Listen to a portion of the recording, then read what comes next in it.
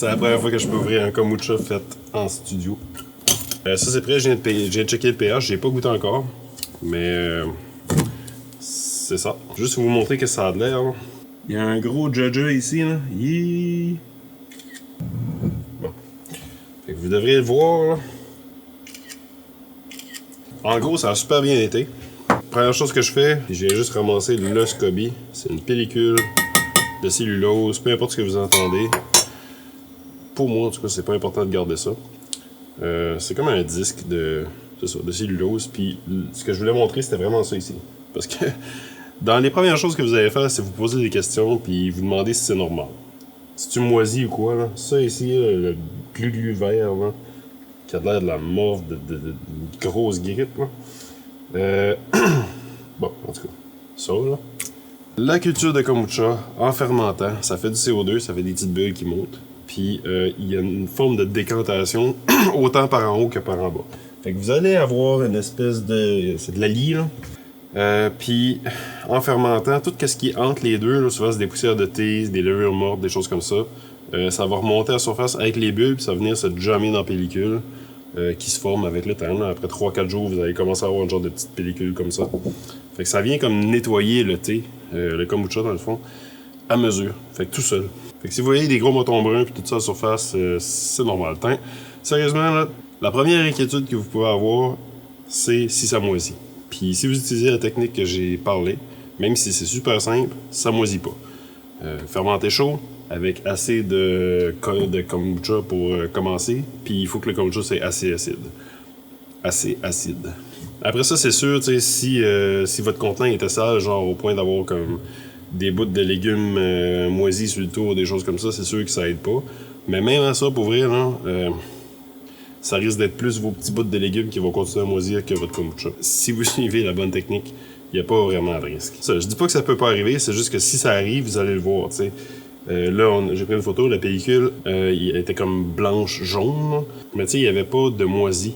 Style pain moisi, là, tu sais, du moisi vert, du moisi noir. Puis même s'il y avait une pellicule genre louche avec des petites... je vais mettre des photos, là, parce que des petites bulles et tout ça, là, ça c'est plus une autre style de fermentation que le kombucha. Mais c'est pas toxique partout. C'est peut-être moins du kombucha, c'est juste la définition, là. En gros, ça c'est fait, le SCOBY, parce que ça s'appelle un SCOBY. C'est une symbiose de culture et de bactéries. Les deux ensemble fonctionnent bien. Il y a dans votre kombucha, dans le 500 ml, dans le 500 ml, dans le 500 ml qu'on a mis, il y a une symbiose de bactéries puis de levures. Puis c'est ça qui fait que ça fermente bien. Si vous mettiez juste le SCOBY, il y aurait sûrement une symbiose, mais peut-être pas en importante quantité qui pourrait faire en sorte que ça partirait pas comme il faut. Fait que c'est pour ça que nous autres, on l'utilise pas. Il y a plein de monde que vous allez voir sur Internet qui disent « Je veux une mère kombucha pour mettre dans mon kombucha, mais je touche plus à ça. » Pour moi, ça sert. Fait que la première chose que vous allez faire pour savoir si c'est prêt, là, vous avez vu que ça fermente bien. La pellicule, vous l'enlevez. Puis là, on est le 10. Fait que dans le fond, ben, ça fait 7 jours. Fait que je vais y goûter. Ok. Là, ben ouais. Il est super bon. Je te dirais qu'il est un petit peu trop sucré. Mais pour l'embouteillage, c'est correct. C'est pas supposé d'être sucré. Ouais, c'est ça. Il est un petit peu trop sucré encore. T'as pas un pH de 3.4. 3.3, 3.4. Il y a peut-être 3.5, mais ça me surprendrait. C'est une version comme plus sucrée. Vous allez apprendre à savoir qu'est-ce que vous aimez du kombucha. Savoir si c'est un pH plus bas, c'est-à-dire plus acide, ou si c'est comme plus sucré. Moi, j'aime ça quand c'est beaucoup plus acide que ça, mais là, je vais faire avec, là, c'est correct. Avec le temps, votre culture va finir par se stabiliser dans le sens que vous allez vous stabiliser dans votre méthode de travail.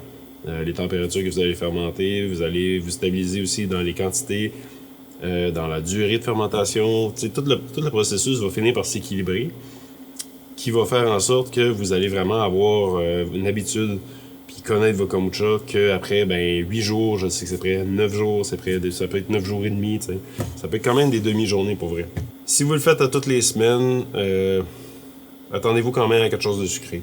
Quelqu'un qui brasse son kombucha tous les dimanches, là. Ça va me prendre un autre contenant. Fait que ouais, là, ça vous prend un deuxième contenant. J'en ai comme pas assez ici, tu sais.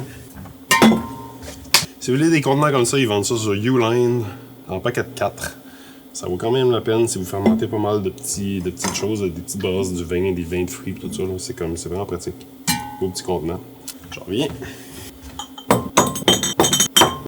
Puis ça ici, ben, si vous l'avez pas vu, c'est un kombucha que j'ai réussi à faire. J'ai presque réussi à faire en 5 minutes. Puis dans le fond, c'est un kombucha carotte et gingembre. Puis sérieusement, c'est super bon. Je pense qu'on va en faire un kombucha carotte. Je trouve ça cool. Mettons ici, là, ça représente 3 litres.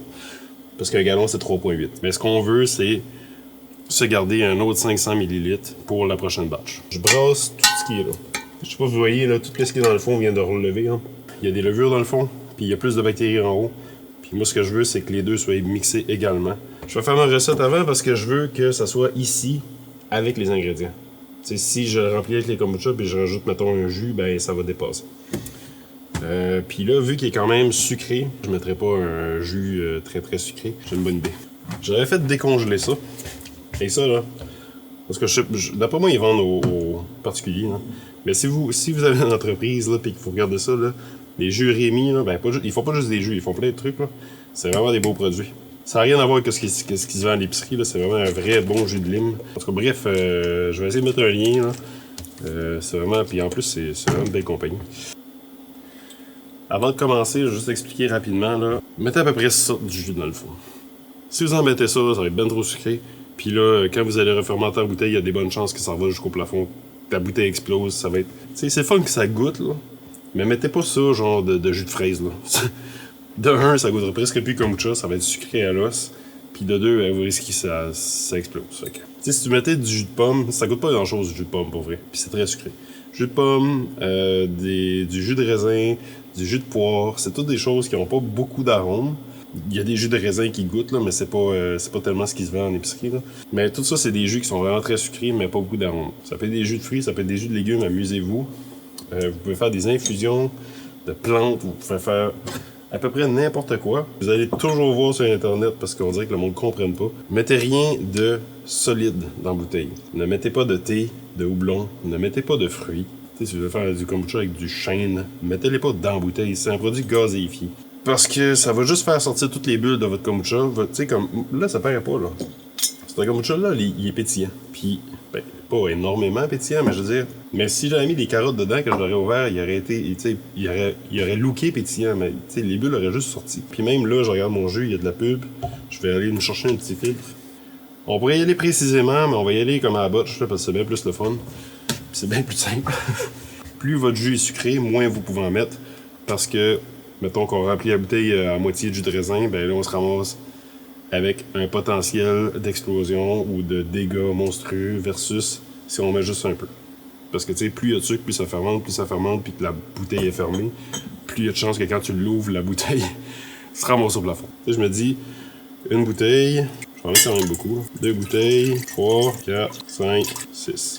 Fait que, tu sais, ça a donné quand même une bonne quantité, je vais en mettre pour la peine, là. Fait que, tu sais, il reste quand même de la pulpe, là. C'est pas poison, mais c'est parce que je vais éviter que ça... Je veux juste éviter, dans le fond, que ça explose quand je vais les ouvrir, puis que, mettons, il y en a une qui ait toute la pulpe, puis les autres, il n'y en ait pas, puis que celle qui ait la pulpe, elle explose, puis les autres soient juste corrects. Excusez, c'est parce que je fais un test en même temps. Oh. Carotte et lime. C'est quelque chose, aussi. Carotte, lime, gingembre. Wow. C'est un kombucha là à la base, il était très acide là. Fait qu'avec ça en plus là. Oh my god. Oh yeah. Like. Là ce que je fais, je mets ça dans ça en gardant 500 ml. Bon. Fait que là il me reste ça ici présentement. Là j'essaie de voir si je suis pas mal là-dessus là. Je suis pas mal sur la coche comme on dit. Je mets ça de côté pour tout de suite. Donc, ça ici c'est fait.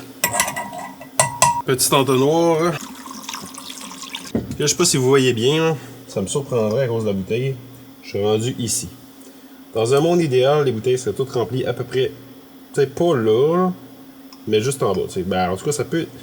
faut pas que ça soit rempli jusqu'au bord, mais faut pas que ça soit ici. Même là, c'est pas dramatique, là, mais remplissez-les pas jusque là. T'sais. Quelque part dans le goulot. T'sais.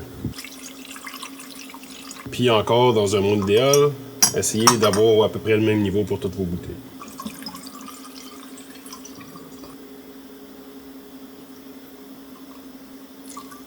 Ah. Fait que là, c'est à peu près égal, là. Je sais pas si vous voyez bien. Là. Ça ressemble à peu près à ça. Là. Fermez les bouchons, fermentez ça à chaud. Je dirais pas minimum 2 jours, ça peut être surprenant. 3, 4, ça peut prendre jusqu'à 5 jours. Pas assez pétillant, c'est beaucoup plus facile que du kombucha qui est explosif. Fait qu'avant de finir, mettons qu'on met ça à fermenter à chaud. Ben je dis à chaud, c'est autour de 26 degrés Celsius, là, comme je disais. Ce qui nous reste ici, là. Si vous voulez, là, faites juste garder ça. Laissez-le comme ça. Ben là, je sais pas pourquoi j'ai mis un couvert. Là. Vous pourriez réutiliser ça ici pour rebrasser un autre batch de kombucha. C'est juste que là, en plus, qui était quand même sucré, c'est plus risqué. Fait que, tu sais, vous voyez, là, si votre kombucha ici n'est pas assez acide, si vous voulez pas vous faire une réserve comme nous autres, on est ici, je sais pas si c'est dans l'écran, ça doit, je suggère de brasser une semaine sur 2. Mais, tu sais, c'est 6 bouteilles par 2 semaines. Si vous voulez plus que ça, ben, il va falloir que vous grossissiez votre volume. Si vous voulez moins que ça, vous pouvez le rapetisser. Fait que, tu sais, c'est votre façon de gérer le truc. Mais moi, ce que je vais faire présentement, rappelez la petite pellicule, là. Elle est là. Comme là, j'ai du jus de lime là-dessus. Là. Je vais juste rincer ça pour pouvoir rien introduire. Mais tu sais, je vais prendre la pellicule qui est sur ça. Elle a peut-être bien 4 jours. Je m'en débarrasse. Le restant de kombucha, je m'assure que tout est brassé. Puis je viens de l'ajouter à ma réserve pour brasser. Fait que tu sais, si là, je décide, ben je veux faire d'autres kombucha, juste à prendre un 500 ml de ça. Puis recommencer une batch. Puis si je veux faire 2 batchs parce que maintenant j'ai de la visite, ben je peux en faire 2, je peux en faire 3, je peux en faire 4. Avec ça, je peux faire, tu sais, il y a peut-être bien 6 litres de kombucha, là, je pourrais faire 12 gallons, fait comme 45 litres, là. En tout cas à peu près. C'est vraiment moins stressant de gérer ça comme ça. Ça prend un contenant de plus, mais c'est tout. Scoby débarrassé. Fait que ça explique à base. Après ça, savoir quand est-ce que ça c'est prêt, je vais faire une capsule générale, savoir comment est-ce qu'on sait que notre kombucha en bouteille est prêt. Ouais, dans le fond, cette capsule-là, ben là, elle est pas faite. Juste à suivre qu'est-ce qu'on fait, puis vous allez voir ça passer à un moment donné. Mais sérieusement, cette capsule-là, pour moi, était importante. Fait que j'espère vraiment qu'elle vous a aidé. Puis donner confiance à faire votre kombucha sans avoir peur que ça moisisse, puis de vous intoxiquer. Là. Après ça, je vais mettre une vidéo là sur le contrôle de la température. Parce que pour moi, c'est la deuxième chose la plus importante à connaître quand on brasse du kombucha. Si vous avez des questions, n'importe quoi, n'hésitez pas, mettez-les en commentaire parce qu'on construit nos capsules avec les questions des gens. Fait que merci d'avoir écouté. Oh my god. OK.